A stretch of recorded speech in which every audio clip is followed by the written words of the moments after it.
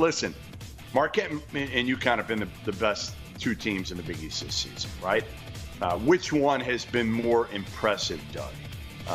UConn's 11-2, Marquette's 11-3. Their nets are close here. Strength of schedule a lot better for Marquette.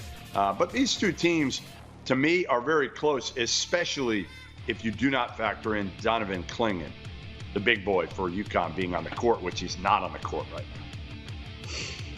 now. Who's more impressive? Oh, that's an interesting one.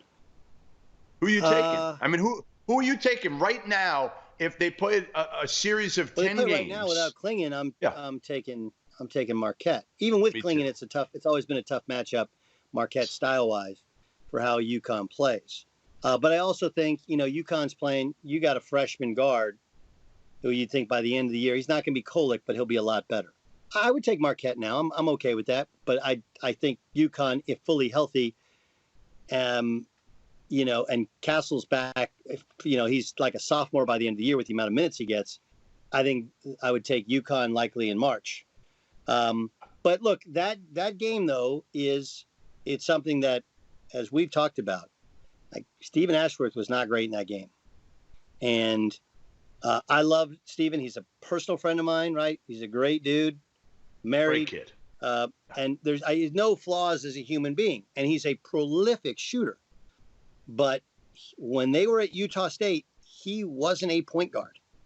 He wasn't. And he is the only point guard that they have. And Trey Alexander is the only other guy that can handle the ball.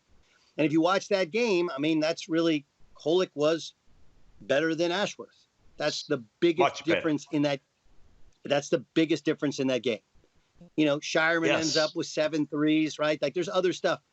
And Creighton's going to have to figure it out. How do we take Ashworth off the ball in games in which he's probably only 5'10", right? In games in which he's not physically capable, do you take him back to the role that he's best in, which is as a 2 guard, right? Where he moves and he's got great gravity and he's a prolific shooter.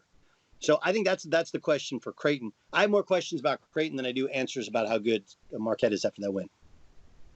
Yeah, I mean, I'll go through Marquette. My questions first are beyond Kolek and Cam Jones.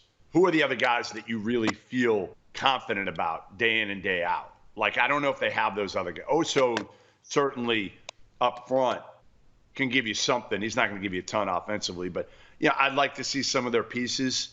Sean Jones was great the other day. That's not Sean Jones generally, right? There's a reason they leave him open to shoot the 3. He made him in that game.